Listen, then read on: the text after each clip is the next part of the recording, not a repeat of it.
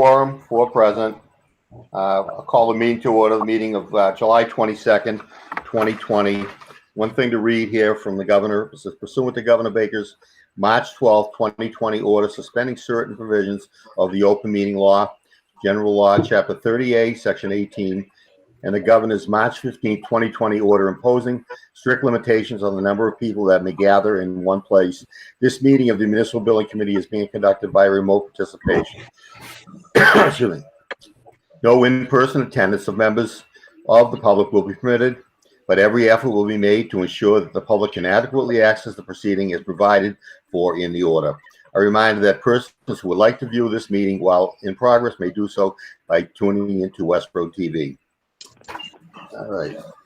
I guess the first thing is open forum. Okay. Hearing nothing, we'll go to approval of the minutes of July 1st. Do we have a motion? Move to approve, Alan. I'll second that.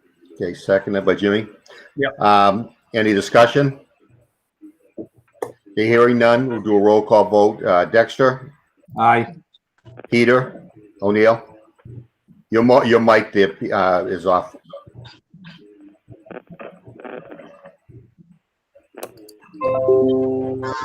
There you go. Good. Hey, I did something technical. All right, Peter, the minutes, you agree with those? Yes, I do. Okay, Jim? Yes. Al Gordon, yes. Okay, I guess the next thing is update from Peter. Thank you, Mr. Chairman. Good morning, committee members. Just item 3 on the report. Hope everybody can see the screen. We'll start with 3A. I'll kind of turn this over a little bit to 5-star, to Matt and Jonathan, if they want to provide an update. We can go right through these items if you want concurrently, Matt and Jonathan, with respect to punch list, parking lot commissioning. And then I think Brian Humes, myself, and Fred Leonardo can talk about the ADA, AAB things. And then we go into some owner training and closeout documentation. So stop for a minute. If Matt and Jonathan want to speak about the first 3 items, that'd be great. Sure. John, I'll start. Punch list, we were out there a couple of weeks ago for, did a whole bunch more of the items that are on our list. We are pretty close to being finished. I haven't given John the updated list. I am waiting for some information back from Adams on if all of their items are in fact complete. I know when I was there last, I did note that they had some of their items done. There were a couple that I was unsure of.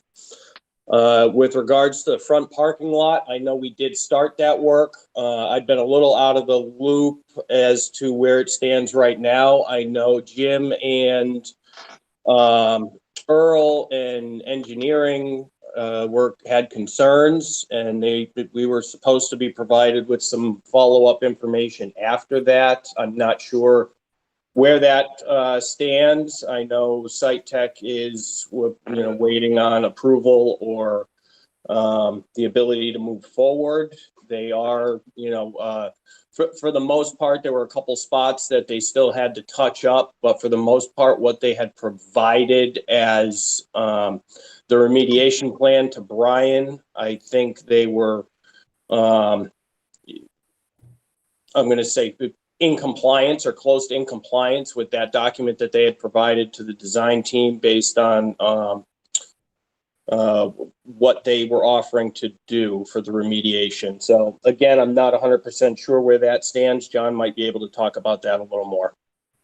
Yeah, so I don't know much more than that either. That was really it that we were waiting to hear what type of resolution we can give Site Tech so they can continue. And it's holding up not only the pavement, but the site survey, which is a crucial part that I need to put in for a closeout document to get the occupancy on the Sally Port.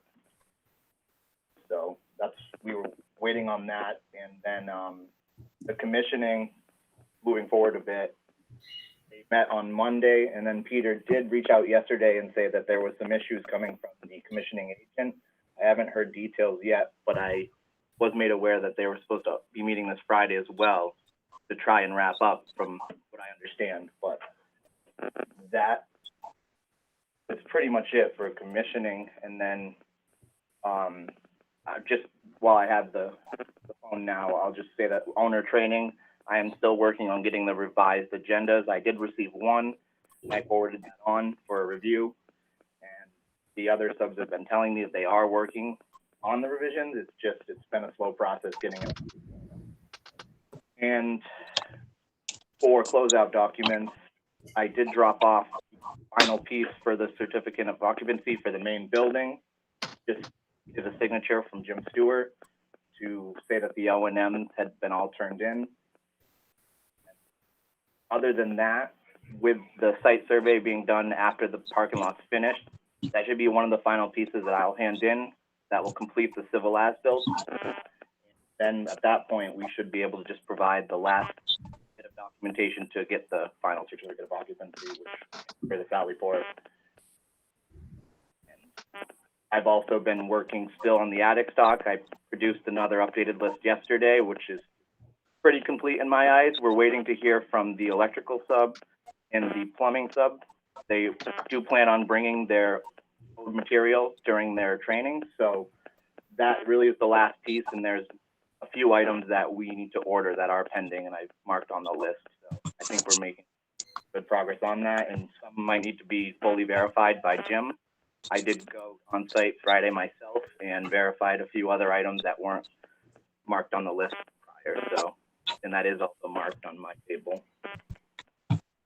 Jonathan, you were in the building last Friday? Yes, I came around 12:45. Okay. Who let you in, Wayne? Because I used a key to get in that Matt was using. And I reviewed your document you sent yesterday, the email, the spreadsheet, and I absolutely don't agree with. You have yes in the column that the inventory's been verified, and I know for a fact some of that stuff is those counts are off. I know for a fact. I'll just use for instance is the police break room flooring. It says there we owed 5 boxes, and you said, that's what we have. And I know for a fact there's only 3 because I went and checked how many we had for when we repair that floor to see if we had enough to do it. And there's only 3 boxes on site. And, you have listed as 5, but that's just one item. And I just, I thought we were going to go over this verification together. I mean, I was on vacation starting Friday, but none of my guys, I didn't even know you were in the building. I did call Dan this morning after I received this email yesterday. I called Dan this morning to ask him if he had seen you or Wayne or in the building to verify the stock, and he said he hadn't. So anyway, I know there's some discrepancies in the list is all I'm going to say. All right. Well, in response to that, I did email you that morning and was letting you know that I was coming out around lunchtime.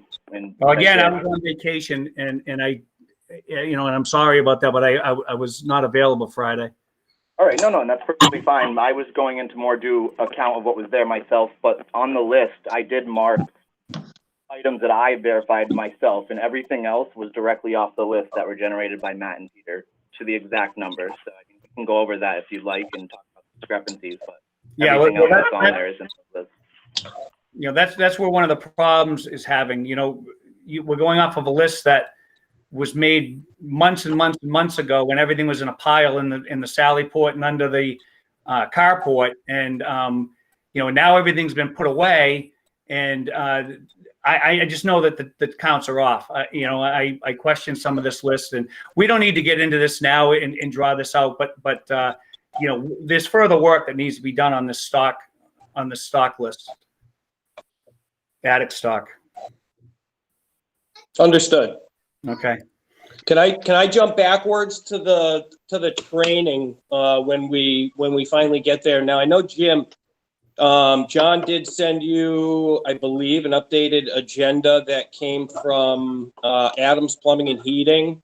That's correct. I do want to jump back into the spec 019100-16 does say that the training will be overseen by the commissioning agent. And he would also be looking over the training agendas, and he would be on site with the attendance logs, materials, and would be instrumental in helping get this finished.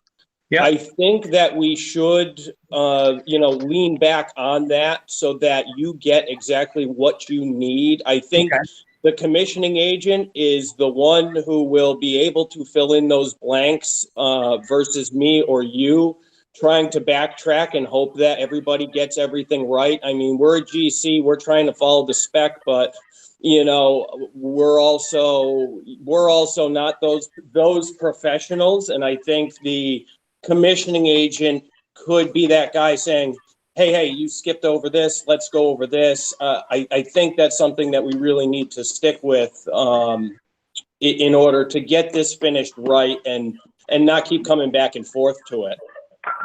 Well, I agree with you, Matt. That would be a great way to do it. But, we have a contract with the commissioning agent that we are already, with the way the commission is going right now, the building's quite frankly a mess. And there's a lot of issues with the HVAC system, boilers, exhaust fans, many issues. And the report, we haven't seen the official report yet, but it just in phone conversations, putting up the list now. So it looks like there might be additional time required through the commissioning agent, which is going to be an additional cost, to the town. I'm going to let Peter kind of speak on that because he has spoke with Scott directly.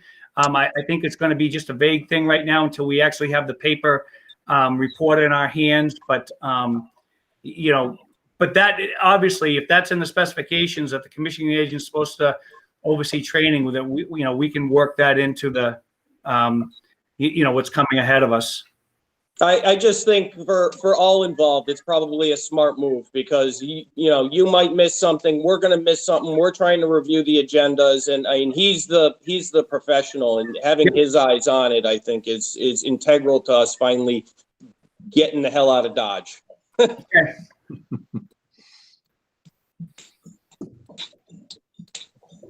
Okay. I had a comment, Al, if I could. It's Fred Leonardo. Yeah, go ahead, Fred. Pertaining to the closeout documents, I did get a zip drive from Jonathan Friday. I looked at those. I didn't go through them thoroughly, but I looked at those. What I'd request on that is through Brian, really, is that there's no stamp or anything on those plans. There is one of the plans has a stamp from him. It's not really stamped. It's just a statement saying they've reviewed the as-built, blah, blah, blah. What I would request is that I know he's not going to stamp all the plans, but at least a letter from Brian or that company saying that they've reviewed the as-builts and, some kind of reference to the plans, blah, blah, blah. And that's stamped and signed from them. So we know that it's an official, quote unquote, as-built plan for the architecturals.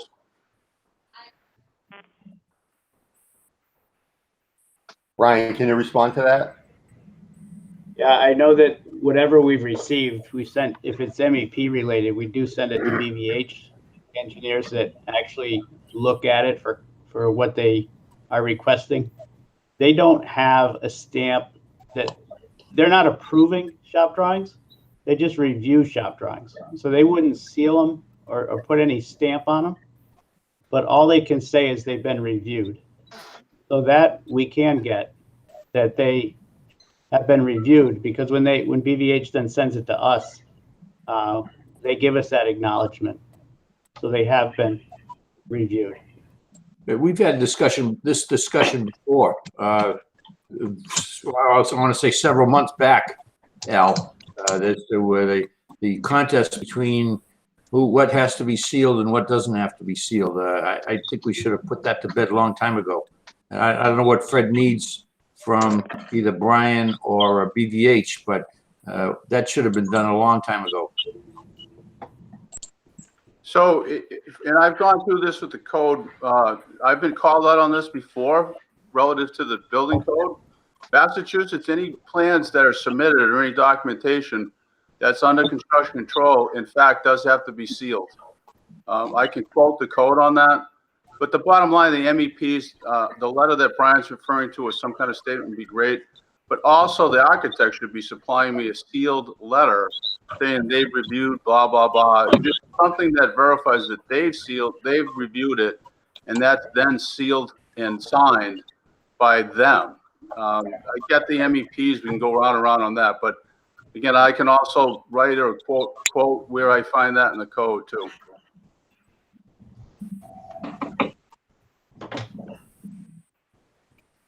Brian, is there anything you have to add to that?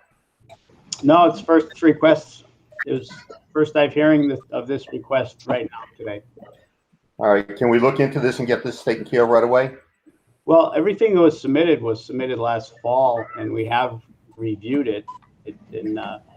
So I can't verify what's on the flash drive that Fred has, but we reviewed it and sent it back to 5-Star as part of our process. We did that last fall.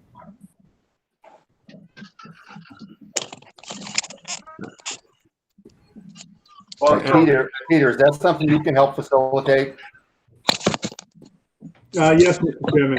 Yeah, there should be some sort of, at minimum, I would expect, at minimum, a transmittal that indicates the tracking of what took place by who, when, and the results of that review.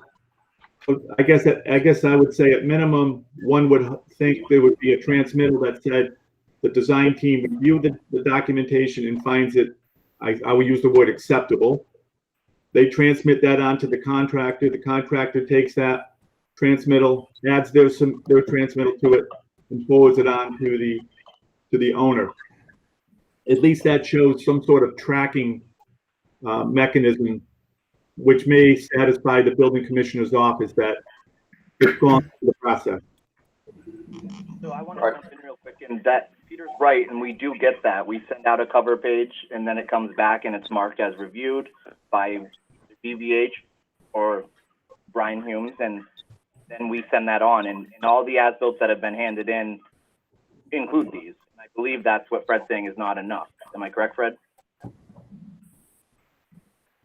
well, so let me go back specifically to what I looked at. I got the flash drive Friday, looked at it yesterday or the day before. On the architecturals, these were on the flash drive labeled as architectural as-built. Open up the file. There was basically plans on there from the 2017 design that had references to SKEs, I believe they referred to them. So as changes happened to the plans, there was hand drawings on there and blah, blah, blah. Those are specific to the architectural plans. Those plans were neither stamped, nor was there an associated letter from Brian's office saying that they've reviewed these plans and they referenced the plans and seal and stamp that letter saying that these have been reviewed by this office and are, as best of their ability, as built or something, some general statement. I didn't see any attached letter, nor were the plans I got as quote unquote architectural as built stamped or sealed by anybody. But what John's asking, Fred, is they did have the cover letter, which has the 5-star heading and then has a Jakunski Humes heading. It did have that the cover sheet for the reviewed. Well, I'll call it the reviewed submittal. That was with that file, correct? I'd have to go back and look specifically if that was there, but I didn't see anything that was sealed and stamped by anybody. How about there's no code requirement for us to seal or stamp those drawings. We're not responsible for that in the code. We are responsible for reviewing them, and we do that, and we transmit them back to 5-star. So there's no sign and seal requirement for shop drawings. I've gone through this before. I'll continue to quote the code. I won't accept them unless I have some kind of letter. Letter. We give a transmittal. The transmittal letter is not signed and sealed. I want a signed and sealed letter by the appropriate construction control saying they reviewed that. It didn't say that you have to sign and seal each print. There's no seal we put on that, Fred. Well, that's my point. So how do I know that, there's no proof that your office reviewed though, outside the fact that you give me a letter that says you did. But if you don't sign and seal it, there's nothing to hang my hat on. I'm gonna maintain that that's required in the code. Peter Collins. Peter, hold it, time out here, Al. Peter Collins. Yes, sir. Would you jump into the middle of this thing and fix this? We've gone through this thing months ago, and it was supposed to have been all ironed out. Would you figure out who's on first and get this thing done and deal with Brian and Fred to make sure that everybody's happy with it? That's part of your job as our agent in this thing, and we're wasting time here. This has already been dealt with, already been discussed ad nauseum. Yes, it has. Well, would you get it fixed with these two so that we can get underway and get this thing finished? We'll continue to talk about it. Yes, we will. We'll work to getting it resolved. Thank you. Fred, was there anything else you had? No, not on that item. I'll wait until you discuss the other things, if I have any other Okay. comments. But thank you. All right, Pete. Peter, you want to continue? Certainly, I wouldn't mind just going back to the front parking lot repairs, just to see if we can talk that through while we have everybody on the call here. Matt and Jonathan, is there an understanding that there will be at all times a thickness of 1.5 inches of bituminous concrete at all locations throughout that repair area? Yes. Okay. Do the existing conditions, if one was to go out there and observe the existing conditions of the repairs in preparation for the 1.5 inches of pavement, is that currently, or can that currently be observed at this time, or is there still more preparation work to be done?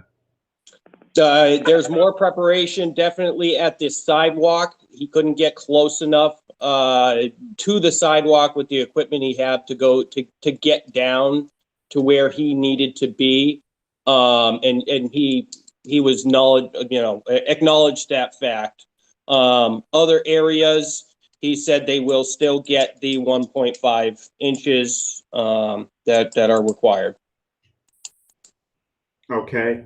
Like I said, he did not consider, especially right up next to the sidewalk and then at the left side where it meets the curbing towards the top, he didn't consider that fully complete. Okay. Again, because he didn't have the proper equipment. And then once we were told to pump the brakes a little bit, we did not have him go back to do anything further so that he can finish in one mobilization when he goes back. Matt, just I'm curious because he milled it down and he stated that in his comments to us earlier after we stopped this, that he only milled it down an inch. So everywhere where it's budding, he milled it down an inch again, but he's adding an inch and a half because he's got to go up in the elevations. I'm not a paving professional, but yeah, looking at what he offered in his original document to Brian that stated what he was going to be doing, he was pulling an inch, but he'd be adding the inch and a half. So again, around the edges, he may have to go deeper because especially when you get towards the front where the sidewalk is, you're not adding any height to that front nosing. So if he's got to saw cut that down or if he's got to mill it, I don't know what his process is to get it where it needs to be. But it will be where it needs to be. Well, that's basically where I'm talking about. I understand that he's going to be coming up in the middle to get his slope requirements, and I'm not questioning the middle of it. I'm questioning where all the butt joints are, and it's only an inch. In some places, it's not even an inch. I have pictures of it all with the tape measure, and we're only talking 3/4 of an inch, and some spots a half an inch. So where it's all blending back in right now is where the issue is, because that's quite frankly, when cars pull in there, they're going to be turning on that all the time. And I had the town engineer look at it, and he said it has to be a minimum of an inch and a half in those spots because it's never going to hold up over time. And I think that's where, the issue is that I have. Now, I understand he says he's going to come back and fix that. quite frankly, I thought that this whole fix was going to be saw cut, peel it out, regrade it, re-hot top it, and be done with it. And instead, they went with the milling, which I feel it's very hard to get consistency when you mill something down, especially in that such a small area. No, and I appreciate your concern, but with, the paperwork that he put out in order to get some of his retainage released, this goes back to December or January. That was sent up the chain by us. It was shown to Brian. Brian did agree with it. We got his retainage released. Peter had the copy, or else we wouldn't have released any retainage. It's not my job to give you the paperwork. I would have loved to follow that base and given that to you as well, but no, I understand. It's been out there for 6 months, and it's not like this is something that just surfaced. So, and right on the paperwork, it does call for the milling. Well, I just, all my recollections about this whole thing when we were going, at it after we moved into the building was it was going to be saw cut and removed. And I, that's the way I remember it always being. And so when they showed up to mill it, there was a big, why is this happening? Not just from me, from other people on this committee. We were all wondering, why that was the fix. I understand that's the way it was submitted. I saw the paperwork. I don't recall that being brought to the town as the way the remedy was going to be. And I'm just concerned about the finished product. We're going to own this when this is done. And, 6 months from now or 3 months from now or 6 days from now, if that comes up, what are we going to do then? And I understand there's warranty, but it's hard enough to get them back here to do this fix. Never mind if it messes up again. No, I agree. I don't want him having to go back there again. And I don't want to have to deal with it again. So I want to get it right as well. It seems crazy that, it all came together last minute, and it sucks, but we'll plow through it. Let's just figure out a way to move forward. Okay. Hey, Matt, do we have any idea on the availability of them to come back and do this work? Well, if we can, I know right now he's out of state, working towards Albany. He said it's only a couple-week job, so that was last week. So, he should hopefully have availability, in the next couple of weeks. We just have to, basically, get a green light and make sure everybody's on the same page before I bring him back. Okay. So the bottom line to this is the area has been approved. All locations shall receive no less than 1.5 inches of pavement when it's all done and said. And additional preparation work needs to be done to achieve the 1.5 inches at all locations. Because it appears now that the current preparation is incomplete. Yeah, it's not. He said it's not. Correct. Okay. And Jim, I believe you mentioned, and the town engineer mentioned, no less than 1.5 inches everywhere. I'm with the same understanding from the designers team that no less than 1.5 inches everywhere. That's so correct. Once the site contractor completes the preparation prior to paving, all locations down to butting up existing paving shall be 1.5 inches thick throughout the entire area. If that's accomplished, I think that meets everybody's requirements. Therefore, Matt and Jonathan, if that's going to be accomplished, I think you should proceed with scheduling the work to be completed as discussed. I'll reach out to Site Tech after this meeting and I'll give you an update. Brian or Jim, anybody else have any thoughts on what was just mentioned with respect to the parking lot repairs? This is Brian. I think that actually conforms to what we had reviewed originally. It did indicate that they were going to put 1.5 inches down. And the reason that they were milling it instead of taking it all out and regrading was because the pavement had to go higher, not because the pavement had to go lower. So you are going to get 1.5 inches and they have to then raise the grade. But they're only raising the grade to make this compliant by about an inch. To make that's all the discrepancy was in this area. So it's all getting torn up, it's all getting milled, it's all getting redone because you need another inch. So it is what it is, but you need it compliant. But you also want it flat. Brian, is there any talk about the bollard, if it's going to come out of there or not? The bollards are not going to move. We can stripe that and make it compliant for an accessible way from the parking spaces with the bollards in place. Thank you. Peter? Okay, I think we're done with item parking lot. Let's go down to commissioning. The commissioning agent was on site last Thursday and again Monday. And there's some activities that need to be corrected. The commissioning agent and the HVAC contractor have found several items that require repair work. Some of the items in particular is the rooftop unit number 3. Exhaust fans require some additional work as well. Boilers, they had to redo some work on the boilers and the split systems, not to mention just validating some of the point-to-point contacts for the controls.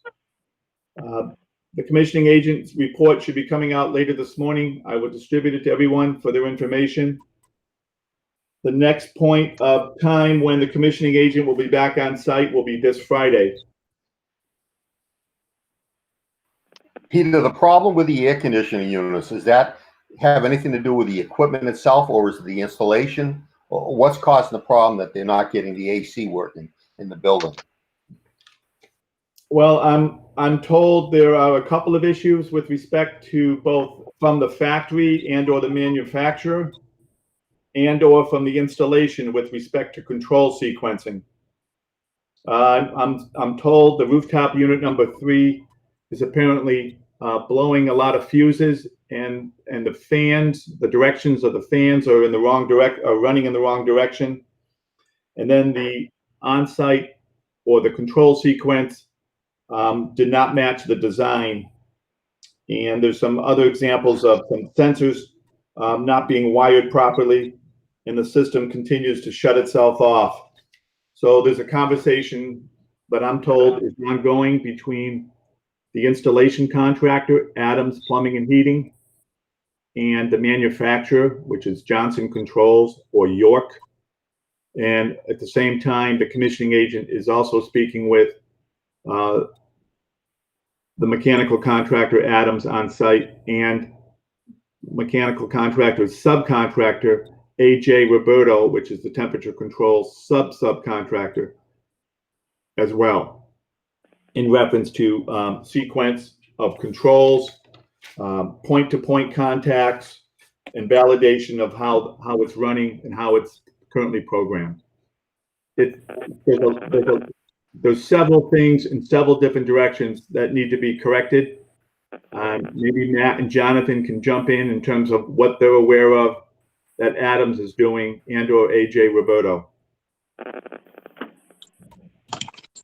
So we spoke to Adams on Monday morning, I believe it was. He actually emailed us back just saying that he was going back out Friday, but did not tell us that there were any issues. So we followed back up with him yesterday after talking with Pete, and are waiting to get a little feedback to see what's going on. Because up until yesterday, when Pete sent out the email in the afternoon, we thought things were going swimmingly, because I told the guys on site that I wanted them to contact me directly as well if there were, any issues or anything that I could have helped facilitate. And I heard nothing except from Dave on Friday morning about 8 a.m. that he was there and they were starting to do their work. So it's news to us. Well, But Matt, we are following back in on it. yeah, Dave was there. Dave is more of a hardware type of guy. They had another guy, John, that was there that was taking care of all the control stuff, and well, not just the control stuff, but the electronics of it, because we're blowing fuses. And I want to make it perfectly clear. We are the system's not running properly. It's not cooling. It's blowing fuses. There's many issues over there.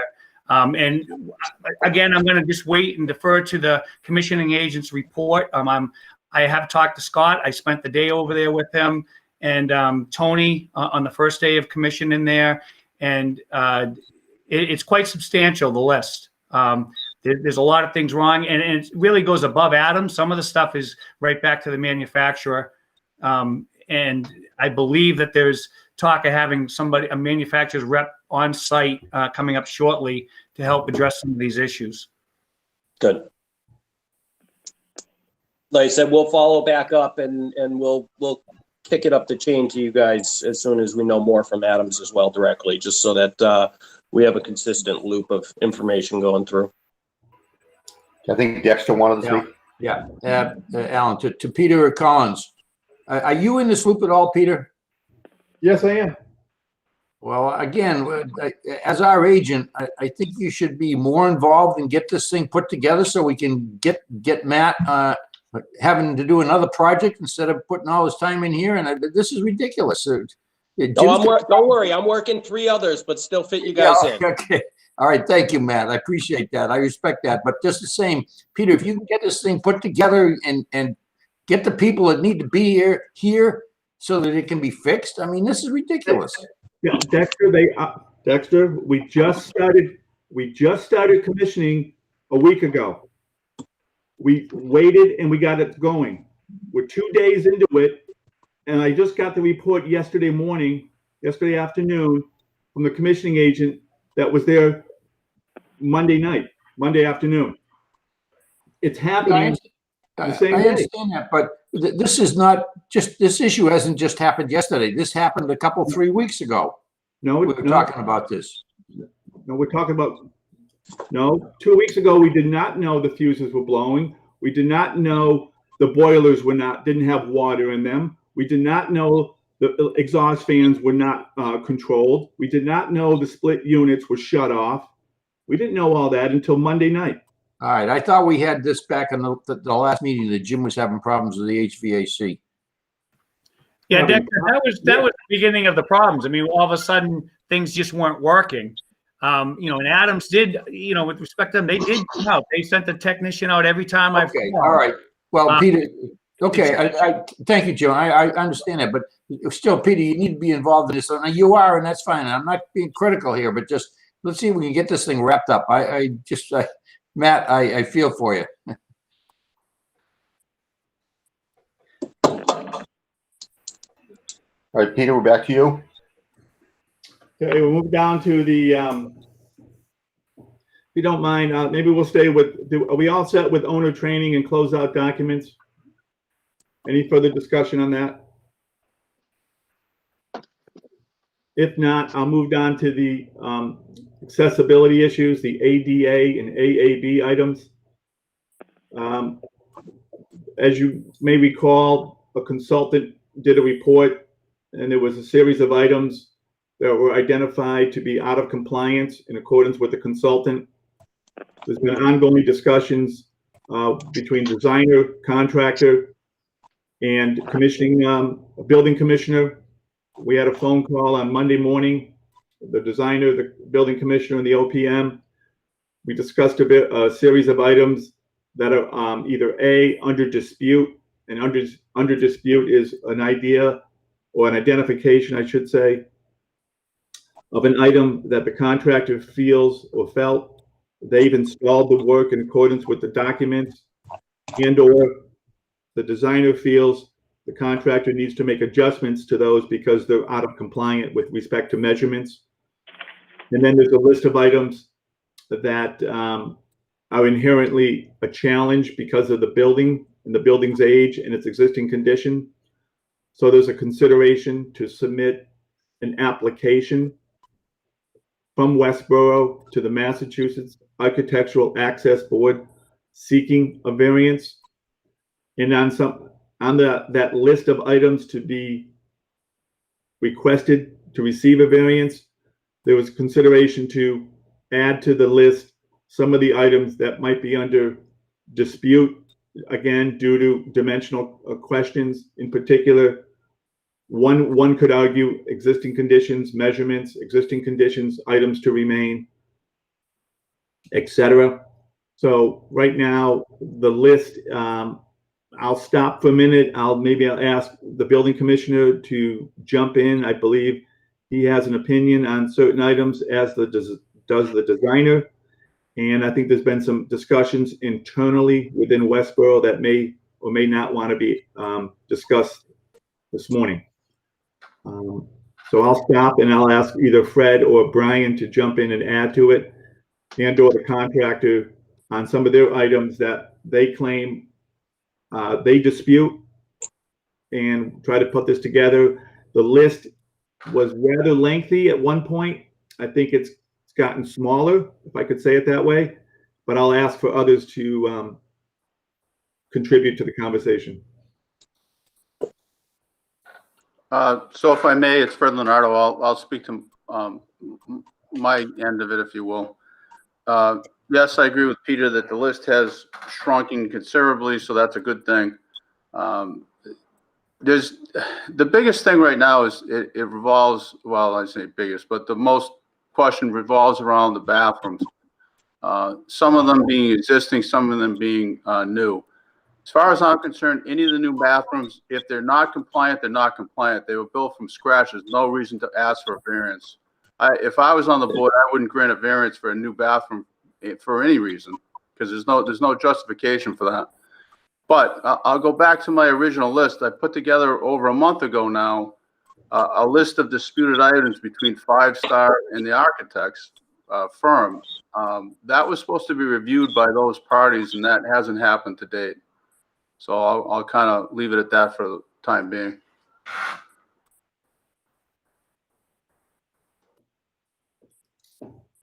I know I can jump in to say back in May, I think it was May 1st or May 5th of this year, the designer's office went through the list of discrepancies that were identified by the consultant, and put together an extensive letter and put their opinion down.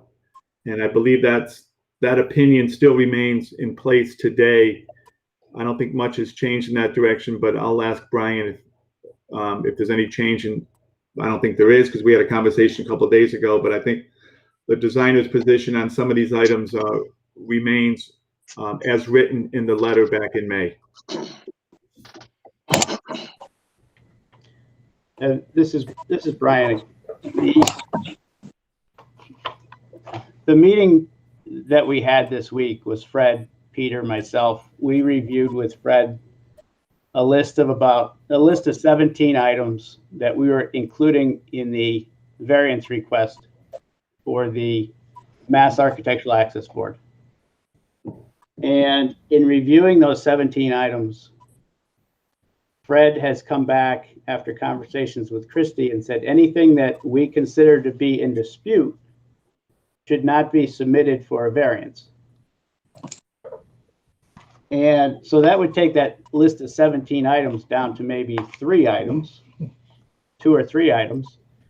But I really need to address why the disputed items were on our recommended variance list.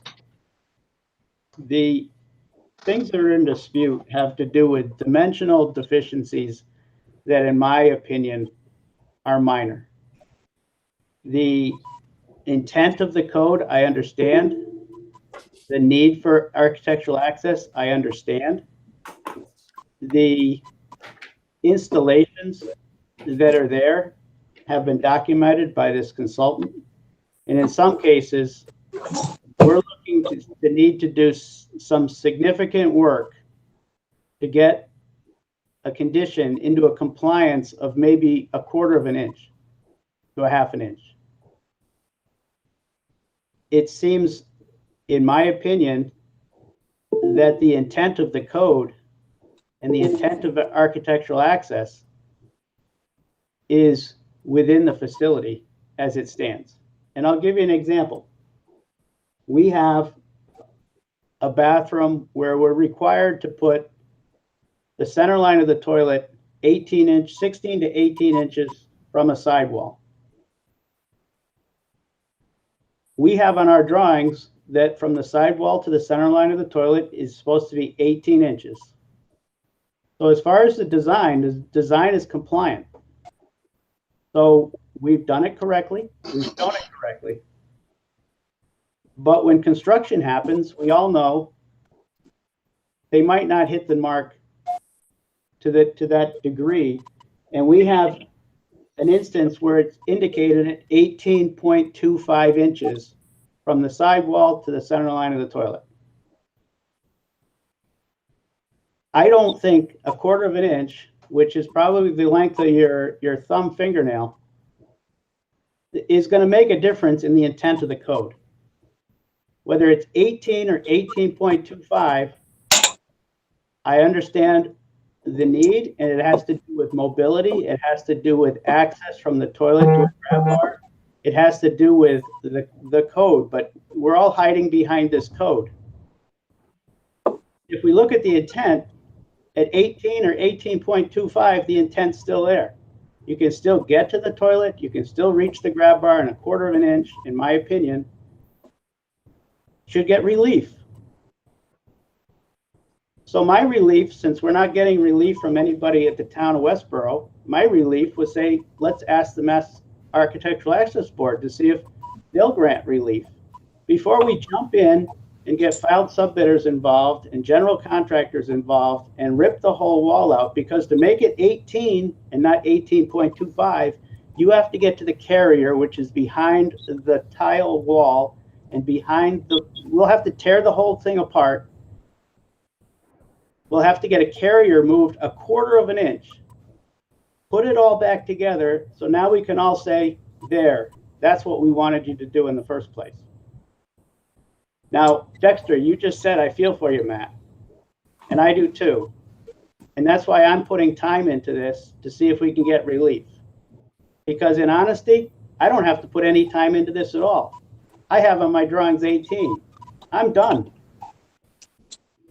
There's no time I need to spend on this. We can all look at Matt and say, you did it wrong. It's 18.25 and fix it. And that's the message that we're getting. So I could just stop right now and say, fix it. But I am putting time into it. And I thought at least we can go and ask for some relief, because I think the intent of the code has been met. And and if we're thinking about all of this toilet at 18.25, the toilet that I'm referencing is in the male police officer's locker room, which is an access controlled space, only allowed access by male police officers. And that's the bathroom that we got to go in and rip apart for a 1/4 of an inch. I thought I'd put time into it and see if we could get relief. We've been told, take it off the list and fix it. So if that's the direction that everybody wants to take, then we just look at Matt and say, Matt, fix it. And I'm not understanding the whole intent. And Brian, it's Matt. Just to push that a little further, in that particular space is a non-compliant space with regards to the locker room, correct? Or because it's a limited access space? It's limited access. It has employee access control and a hiring practice for police officers who have to be mobile. But we have designed the facility, we've designed the bathroom to be ADA compliant and Mass Architectural Access Board compliant. We've designed a shower in there to be compliant. So if our drawings are to be followed, they should all be followed, and we should be really concerned about a 1/4 of an inch. If that's what I'm being told, and that seems like what I'm being told, because I've put it on my list that the GCs to remedy this item. The GCs come back and says, well, let's dispute this. So it's one of the disputed items that I've now said, let's bring it to the state. And I was willing to do that. Brian or Al, help me out here. Have there been discussions to which we have not been privy regarding this? Yes, this is Christy. I couldn't get on the video call.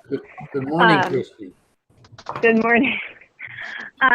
So we have had lots of discussions about this, and I think ultimately, in terms of providing relief, the reason that we can't provide relief is because the town will continue to have this on our list. So I think, in talking to Fred, if we're able to seek a variance and be granted a variance, that would be great. But what Fred said earlier, and what he's continued to say, is that he doesn't believe that we'll get a variance because it's a brand new bathroom.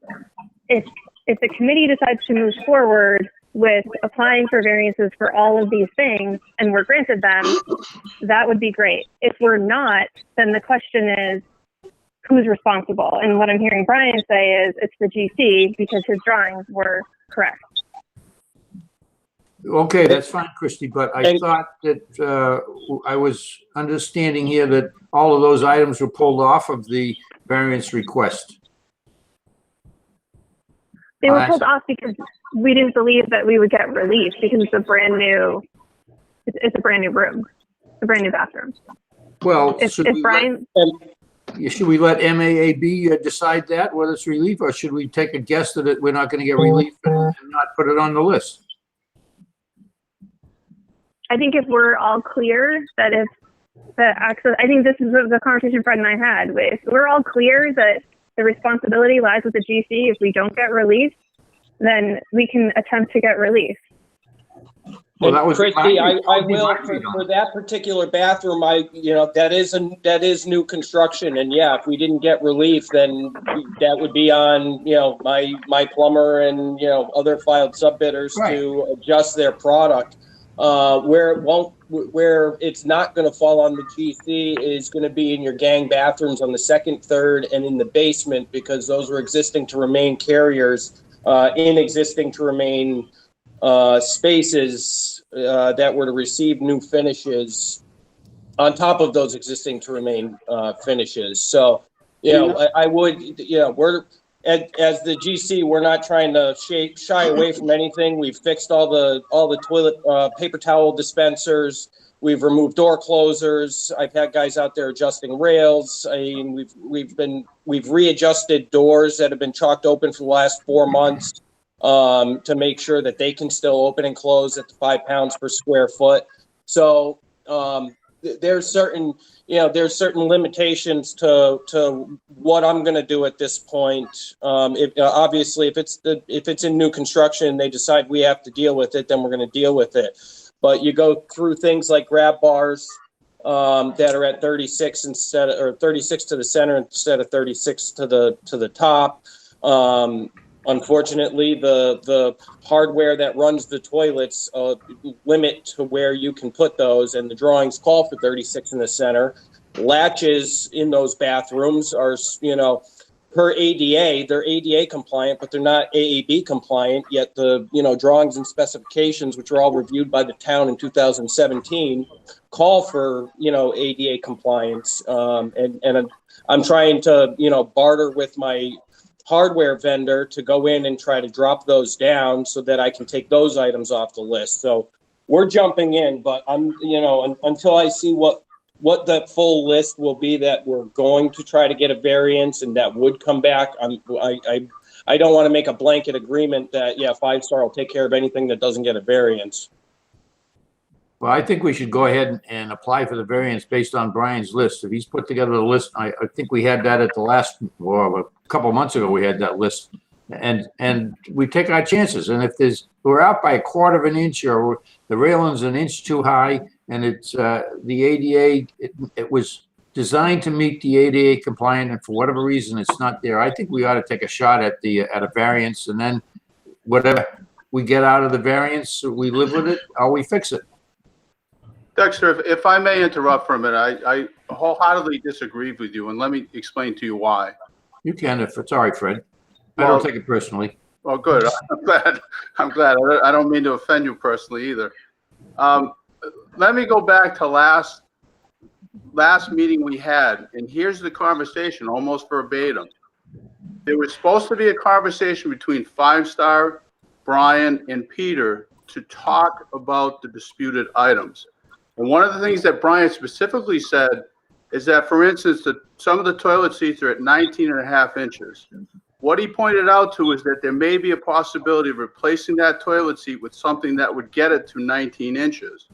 All I'm saying from the town's perspective is, as far as I know, that conversation never went forward between Five Star, Peter, and Brian to say, are there any items on this disputed list and or for the variances that can be resolved before we apply for the variances?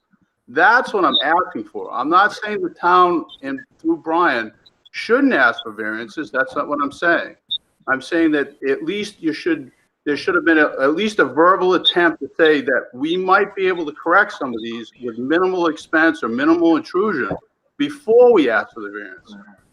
Of the 17 items, let me just finish the thought. Of the 17 items that Brian had pointed out, there was actually 4 that I thought shouldn't even receive consideration. And 3 of them went to the bathrooms in the new police locker rooms because they're new construction, albeit if you want to go forward and ask for them, so be it.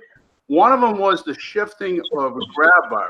Never mind the height, it needed to be shifted to the left or right, I forget which, I think to the left, by 1/2 inch. So that's simply an installation of the grab bar. Forgetting the height, it was to the left and right. So I measured it the other day to confirm that. So that was 4 items. One additional item I would like to see for a variance that wasn't on the list, and I sent out an email, would be the Great Hall door. That would be one that of all the variances that I think we can request, I think had a reasonable expectation that may be granted. So let me be clear. I'm not saying that variances shouldn't be granted. I'm just saying the conversation I've asked to have happen for over a month has never happened. That's all I'm saying, is that some of these could have been made be resolved before the variance is requested. That's what I'm saying. Fred, I don't disagree with that. I think you're right on as far as things that can be fixed with minimal intrusion should be fixed. But if they're requiring a major intrusion, then that's what we ought to go to the Architectural Access Board to get it resolved one way or the other. And if Peter Collins, if you haven't got involved in this, you should, to see what can be done with minimal amount of effort, cost, intrusion, whatever other adjective you want to use there. Let's get it done. Yeah, don't disagree. We've never been requested for that meeting, and I know Christie sent out an email to Peter requesting the meeting. We've never been contacted about a meeting. We have been in contact with Matt about some items that Matt and I have discussed items, but it has not been through Peter. Peter, would you please set up that meeting forthwith? Yes. Thank you. Okay. Go ahead, Al, you got it. Yeah, back to you, Peter. Okay. Anything else on the accessibility discussion? The only thing I'd add, Peter, if you want to include me in that conversation, that's fine. If you don't, that's okay too. I got one thing to add since we're on it. I did talk to the vendor, and this is a question more for both Fred and Jim about the latches for the toilet partitions.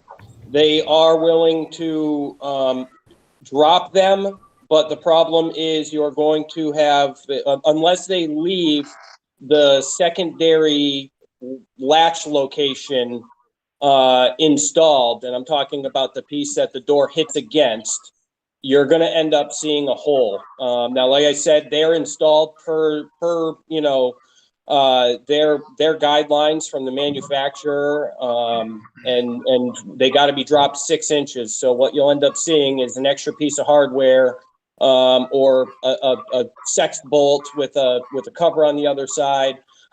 Before I turn them loose and let them do the remediation work, I just want to make sure that it doesn't come back and bite me aesthetically, and I have to do more work moving forward. And Jim, and Fred, Matt did discuss this with us, and it was our opinion that it's just a door stopper, and we should leave the one that's there in place and install a new one at the new elevation. So you'd have 2 stoppers, but 1 latch location. And the reason that Matt just said it's installed according to manufacturer's recommendations, it's installed according to ADA.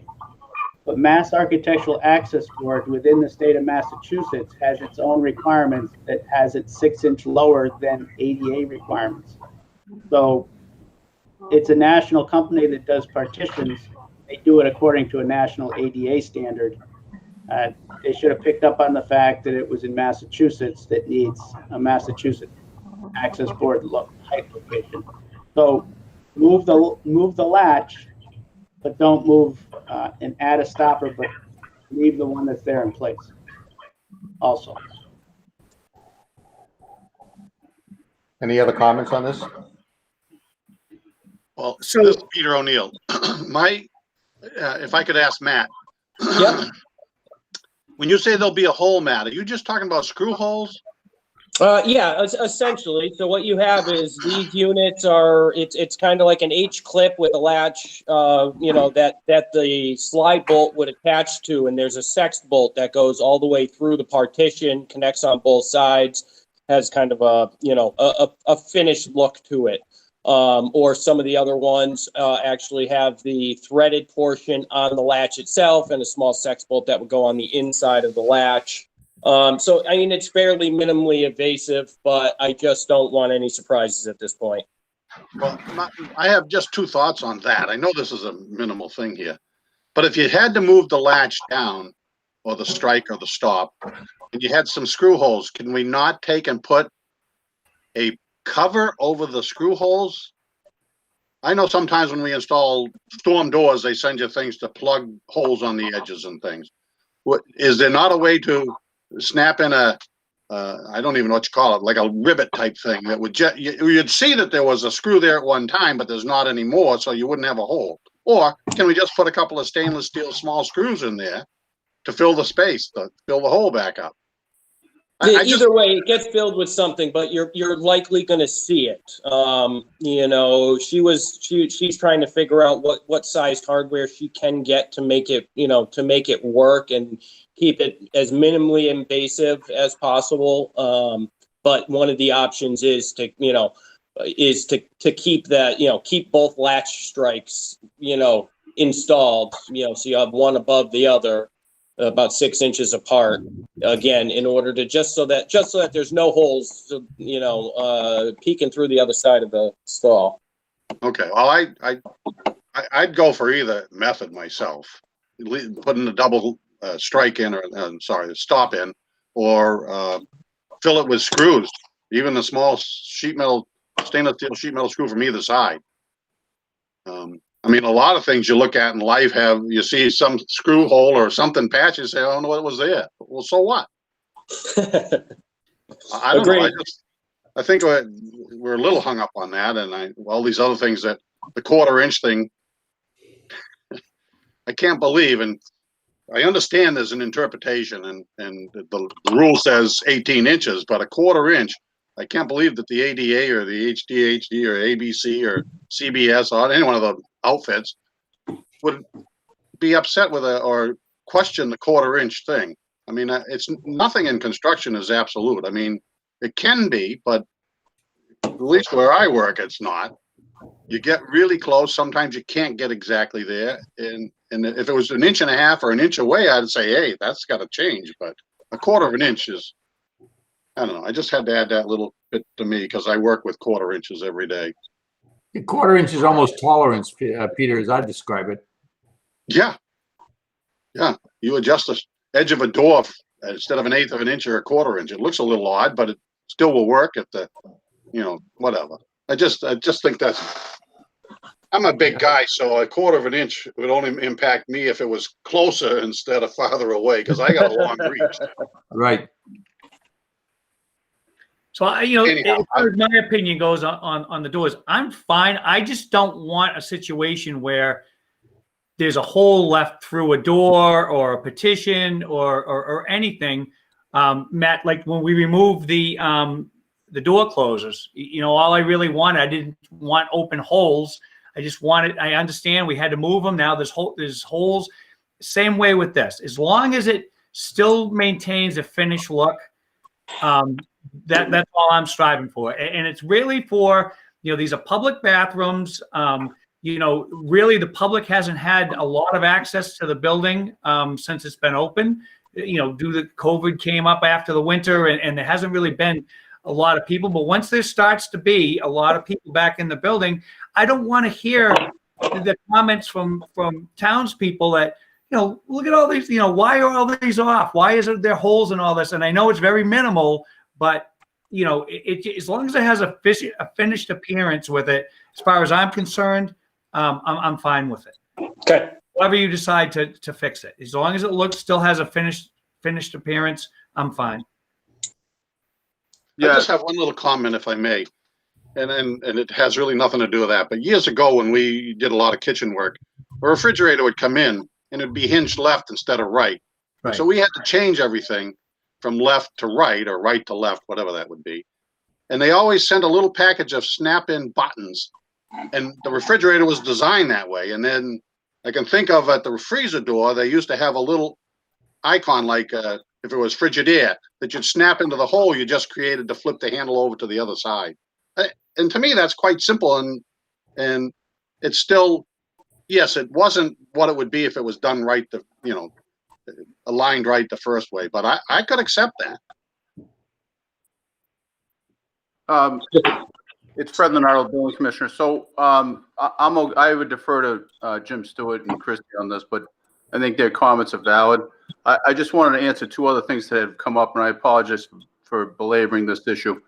To answer Peter's question, sometimes there is a tolerance, sometimes there's not. So some things are to an exact measurement, but that's not all the case. Some of the things are ranges. So if you're given a range of, say, 17 to 19 inches, you already had slop built into that. So you have a little bit of combination of both of those on some of the discrepancies for the ADA stuff.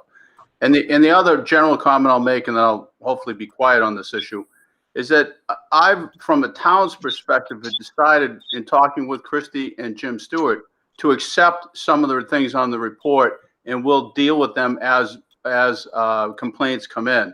And I'll tell you one that specifically is the door operations as far as the pressure. We've now, except for there's a couple doors of issue, but generally we've absolved 5-star of that responsibility, and we'll take it on as a town. And there's a couple other things in the report that we've decided to do that with. Just so you know that Fred's not unwavering in all this stuff. He's willing to give a little compromise. No, and Fred, when we were there last time, me and Reuben went through the second, third, and part of the police department area and readjusted doors that had been chalked and really went through, and we hit every door, checked closers and checked operation on a lot of items. So, thank you for absolving us, but we're still, we still want to, provide you with what we're supposed to provide you with at the end.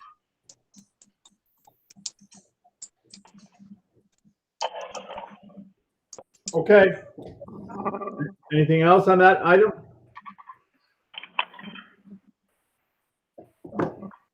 Okay. Go ahead, Peter. I'm going to move down to item 4, if I may, Mr. Chairman. Yes. Okay, committee members, item 4, which is the essentially the change order log, the look ahead changes, and the OPM budget. No change since our last meeting. It's the same report. There's been no new edits. Everything remains in place as it was prior. And I'll go to the budget next. Here's the look-ahead changes for the owner. And with respect to the budget, I'll go to the bottom line, which is always of interest. You can see it there, basically on row 630. In the yellow highlight, what is forecasted to be available uncommitted look-ahead value of money is uncommitted to the project. Been no change in the last couple of weeks on that.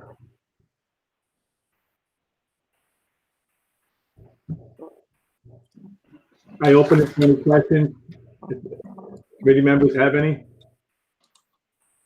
There being none, I can move down to item 5. Mr. Chairman, committee members, just kind of new business, general discussion. Anything new that we haven't talked about that I'd like to have an open opportunity? I just got a question for Jim Stewart. Has the Great Hall been painted where we had contracted? Yes. Yeah, that was done at far less than Jim wanted to have it. My number was a pretty good number, I think. Absolutely. Well, yeah, I think that the bill came in, and I'm because we paid it a month ago or so. It was only like $450, I think. Yeah, that's great. Yeah, And it looks good, Jim. He came in there, and him and his guy, they blew it out in less than a half a day, and it's all set. Looks good. Is it all right? Looks good? Yeah. Yep. Great. Hey, guys, I gotta take off, but thank you. Thanks, Matt. Have a good week. Matt, well. before you leave, Matt, I do have a question. Yeah, go ahead.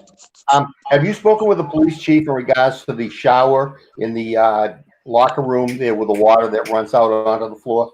I have not. If you get a chance, could you speak with Chief Laurie? There was an issue. He took a header coming out of it because of the way the water ran out. I'll shoot him a text and try to touch base with him. Thank you, Matt. Thank you. Al, just, Yeah, Matt. it's Fred Leonardo again. Just for a point of reference, that has been an open item since we moved into the building. That's not a new issue. Right. But, like I said, the issue came because somebody did do a header coming out of it because it was slippery. And I was just wondering if there's something we can do that will make sure that the water does not run out of there onto the floor in the locker room. Well, I think they tried some kind of resolve on that, but I don't think it stuck, so to speak. Okay. Thank you, Fred. Is Jim Stewart involved in that at all? I am, Dexter. I just don't. I mean, I think there is a solution to it. There's a threshold that we could install over at the end of that threshold shower that's collapsible, where if you were in a wheelchair, when you wheel over it, it'll collapse down, so you can enter it. And I think it'll help keep the water in the shower rather than running out. I haven't really pursued it any further as far as looking into what the cost of that would be. But I mean, there are some alternatives, but I do agree it needs to be fixed. That the amount of water that's on that floor at any given time. I mean, there's a big squeegee left in the bathroom that the officers, squeegee all the water to the drains. Because if you don't, there's a big puddle there. It needs to something needs to be done. I don't know what the fix is quite yet, but we are looking into it. Great. Thank you, Jim. Peter? Okay, thank you, Mr. Chairman. Item 5, that's complete at this time. Item 6, there's no invoices to present this morning. And then item 7 is just kind of discussion on look ahead for the next meeting. Today being July 23rd. August 5 is the first Wednesday in August. What was that, Dexter? What date?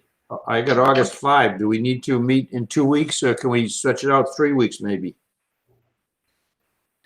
I mean, I think we can go 3 weeks, mainly just because I'm hoping, within the next 3 weeks that we have the parking lot issue resolved and we can come back and report to that. I don't know if we'll get it in 2 weeks. Just gives us an extra week to try to get that resolved. but that's just my opinion. I mean, either way, it's fine with me. Well, and also what about the HVAC issue? I don't believe that's going to resolve even in 3 weeks. I can't even explain the amount of issues we have over there, Dexter. It's numerous on many different points too. So I know that Adams and the manufacturer and Roberto are working on it. But I think that, I mean, we will have the commissioning agent's report that would be available for you to review, but I think Peter's gonna send that all out to us anyway, in the meantime. But I don't think 2 or 3 weeks is enough time that's gonna fix all those issues. Peter, any way you can light a fire under this issue, the HVAC contractor or the plumber or whoever's responsible for it? Do we get something going on this? I mean, I'm not there, but I understand it's been quite hot of late. Yes, it's been ongoing for a long time, Dexter, and yeah, we're working on getting the contractor to complete the repairs, so the system is working properly, and then, so we can then turn around and properly commission it. All right, well, 3 weeks then, Jim, you like that? Better than 2? That's fine with me. All right, so I'd move then that we meet on 12 August, Alan. Okay, second on that? I'll second that. Peter O'Neill. Peter, roll call vote, Dexter, Aye. Peter O'Neill, Yes. Jim Stewart, Yes. Al Gordon, yes. Okay, is there anything else we need to discuss? Is Brian available? Should we need him like a video here for on that date? And also Peter, but Peter's at our beck and call, so we don't worry about Peter. Brian, you available on that date? It is a vacation week for me, but I have Kevin in my office. Could be available on that day. Okay. Okay, Well, that should take care of that then. Yep. All right. Thank you. Okay, if there's nothing further to discuss, a motion to adjourn the meeting. So I'll moved. Okay, second. Peter O'Neill, yes. Okay, roll call. Dexter, Aye. Peter, Yes. Jim Stewart, Yes. Al Gordon, yes. Meeting is adjourned. Thank you All right. all. Thank you. All right, guys. Stay Have a safe. good week. Thank you. Yeah.